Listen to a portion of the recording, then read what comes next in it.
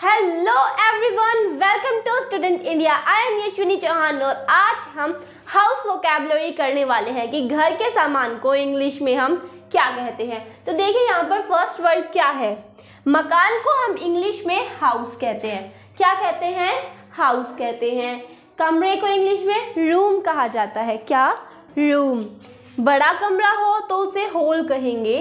क्या कहेंगे? हॉल। बैठक को लिविंग रूम कहते हैं। क्या कहते हैं? Living room. शयन कक्ष को मतलब कि जहाँ सोते हैं वो होता है बेडरूम। क्या होता है? बेडरूम। ठीक है। रसोई को इंग्लिश में कहा जाता है किचन। किचन। भोजन कक्ष को क्या कहते हैं? Dining room. क्या कहते हैं? Dining room. अध्ययन कक्ष को जहाँ पर हम पढ़ते हैं उसे हम कहते हैं स्टडी रूम, या फिर हम उसे ओनली स्टडी भी कह सकते हैं। ठीक है, क्या कह सकते हैं? स्टडी। देखो इंग्लिश में क्या कहते हैं? सेलर। सेलर। गुसल खाना मतलब जहाँ पर नहाते हैं उसे हम कहते हैं बाथरूम। क्या कहते हैं? नहाने का जो कमरा होता है वो होता है बाथरूम। ठीक है, बाथरूम। अतिथि का कमरा जहाँ मतलब कि गेस्ट रहते हैं उन्हें हम कहते हैं गेस्ट रूम। Guest room. अटारी को कहते हैं एटिक। एटिक। भंडार कक्ष को जहाँ पर जैसे कि किचन का सामान होता है ना, गेहूँ वेहूँ रखते हैं उसे हम कहते हैं स्टोर रूम, या फिर और भी कई सामान होता है। ठीक है। गैराज को हम कहते हैं गैरेज। क्या कहते हैं? गैरेज। बगीचे को हम इंग्लिश में क्या कहते हैं? गार्डन। गार्डन। आंगन को कहा जाता है कोर्टयार्ड। क्या कहते हैं? कोर्टयार्ड। इसे हम ओनली क्या कह सकते हैं? यार्ड भी कह सकते हैं। पिछवाड़ा मतलब कि जो घर के पीछे का भाग होता है उसे हम कहते हैं बैकयार्ड। बैकवार्ड। क्या कहते हैं? बैकवार्ड। देखिए यहाँ पर दोबारा पढ़ते हैं। मकान को क्या कहते हैं? हाउस। क्या कहते हैं? हाउस। कमरे को कहते हैं रूम। बड़ा कमरा हो तो हॉल। बैठक को लिविंग रूम। शयन कक्ष को बेडरूम। रसोई को किचन। भोजन कक्ष को हम कहते हैं डाइनिंग रूम। अध्ययन कक्ष को हम कहते हैं स्टडी रूम। तय खाना होता है उसे हम कहते हैं सैलो।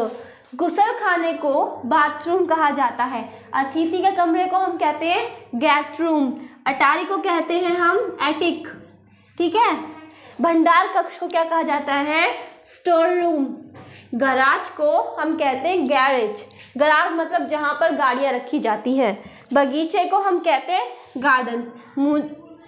अब बगीचा तो आपको पता ही है कि क्या होता है।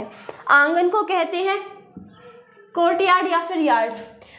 जैसे आंगन को हम वो भी कहते हैं बगड़, आपने कभी सुना हो, और बरामदा। ठीक है। पिछवाड़ा बैकवार्ड, घर के पीछे का जो भाग होता है उसे हम कहते हैं क्या है? बैकवार्ड। भाई अब हमने ये पढ़ लिए हैं, थोड़े से अब और पढ़ते हैं कि हाउस वोकैबुलरी में और क्या क्या आता है। तो अब हम देखते हैं कुछ आगे के वर्ड्स कि यहाँ पर क्या लिखा हुआ है। तो देखिए यहाँ पर आंगन के आगे का जो हिस्सा होता है उसे हम कहते हैं फ्रंट यार्ड। क्या कहते हैं? Front yard. पीछे के हिस्से को बैकयार्ड और आंगन को यार्ड या फिर यार्ड ही कह सकते हैं। ठीक है। बाहरी छत। बाहरी छत क्या होता है? रूफ। भीतरी छत सीलिंग। अब सीलिंग और रूफ में फर्क क्या है? देखिए, रूफ, सीलिंग। जो रूफ होती है जहाँ पर हम पंखा को मतलब कि लटकाते हैं, जहाँ पर पंखा होता है, जैसे कि अब हमारे पास छत है, छत की जो जैसे ये मान लीजिए छत है, छत के ये जो नीचे का हिस्सा होगा इसे हम सीलिंग कहते हैं, जहाँ पंखा लटकता है। ठीक है। और जो ऊपर का हिस्सा होता है, ये जो ऊपर का हिस्सा हुआ उसे हम क्या कहते हैं? रूफ कहते हैं। तो फर्क इन दोनों में बस यही होता है। ठीक है, कि जहाँ पंखा लटकाते हैं उसे तो हम नीचे का हिस्सा, जैसे मान लीजिए ये मेरे क्या है, छत मान लीजिए, दीवार मान लीजिए। ठीक है। सो इस छत में नीचे का जो हिस्सा होगा उसे तो हम कहेंगे सीलिंग, और जो ये ऊपर का हिस्सा है उसे हम कहते हैं रूफ। ठीक है। अच्छा, छत जो होती है, पूरी जो छत होती है उसे हम कहते हैं टेरेस। क्या कहते हैं? टेरेस। बरामदा को इंग्लिश में क्या कहते हैं? पोर्च। क्या कहते हैं? पोर्च। इसे हम यार्ड भी कहते हैं। ठीक है। गलियारा, गलियारा या फिर गैलरी, इसे हम इंग्लिश में बोलते हैं कॉरिडोर। क्या बोलते हैं? कॉरिडोर। छज्जे को बालकनी, क्या बोलते हैं? बालकनी। दहलीज को बोलते हैं थ्रेशहोल्ड, क्या बोलते हैं? थ्रेशहोल्ड। दीवार को हम क्या बोलते हैं? Wall, wall. फर्श को फ्लोर, फ्लोर। जीना को इंग्लिश में क्या बोला जाता है? स्टेयर्स, क्या बोला जाता है? स्टेयर्स। जो रेलिंग वाला जीना होता है उसे हम इंग्लिश में बोलते हैं स्टेयर केस, और रेलिंग को हम इंग्लिश में क्या बोलते हैं? हैंडरेल, क्या बोलते हैं? हैंडरेल। जंगला को, अब जंगला तो आपको पता होगा क्या होता है, तो हम जंगले को हम बोलते हैं बैलस्ट्रेड, BALUSTRADE, बैलस्ट्रेड। मंजिल को हम बोलते हैं स्टोरी। अब देखो यहाँ पे इन दोनों में भी फर्क होता है, मैं बताऊंगी आपको, रुको। देखिए यहाँ पे मैंने लिखा STOREY story and STORY story.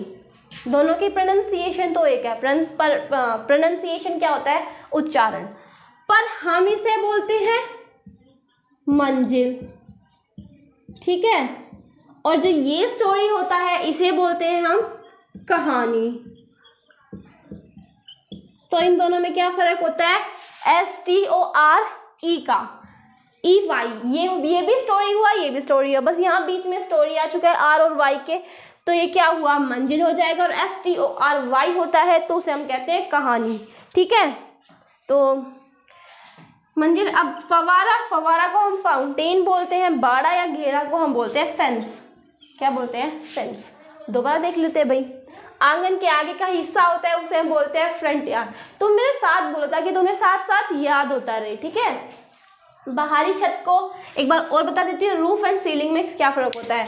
ये क्या है? मान लीजिए छत है, ठीक है, तो ये जो नीचे का हिस्सा हुआ जहाँ पर हम पंखा को टंगाते हैं या फिर लटकाते हैं उसे हम कहते हैं सीलिंग, और ये जो ऊपर का हिस्सा हुआ ना इसे हम बोलते हैं रूफ। और पूरी छत को बोला जाता है टेरेस, क्या बोलते हैं? टेरेस, ठीक है। भीतरी छत सीलिंग होती है, छत होती है टेरेस। बरामदा को हम बोलते हैं यार्ड और पोर्च। यार्ड की जगह हम क्या ले सकते हैं? COURT, कोर्ट यार्ड, ठीक है। क्या होता है? COURT, कोर्ट यार्ड, ठीक है। फिर गलियारे को हम बोलते हैं कॉरिडोर। छज्जा को बोलते हैं बालकनी। दहलीज को थ्रेशहोल्ड। दीवार क्या होती है? वॉल। फर्श को हम बोलते हैं फ्लोर। दीवार को वॉल और जो फर्श होता है उसे हम बोलते हैं फ्लोर। जीना को स्टेयर्स बोलते हैं। रेलिंग वाला जो जीना होता है उसे हम बोलते हैं स्टेयर केस। रेलिंग को हम हैंडरेल बोलते हैं। जंगला को बैलस्ट्रेड, क्या बोलते हैं? बैलस्ट्रेड। मंजिल को हम क्या बोलते हैं? स्टोरी। एक बार और बता देती हूँ, एक ये स्टोरी होता है जिसे हम मंजिल कहते हैं, और एक दूसरी स्टोरी होती है जो STORY होती है स्पेलिंग में, उसे हम बोलते हैं कहानी। फव्वारा को इंग्लिश में फाउंटेन बोला जाता है। बाड़ा या घेरा को हम इंग्लिश में बोलते हैं फेंस। तो भाई हमने ये वर्ड्स भी पढ़ लिए। अब अगर आपको ये वर्ड्स अच्छे लगते हैं तो इन्हें यूज़ कीजिए, और अगर आपको मेरी वीडियो अच्छी लगती है तो इसे लाइक करना, सब्सक्राइब करना एंड शेयर करना। Thanks for watching my video. तब तक के लिए जय हिंद, जय भारत।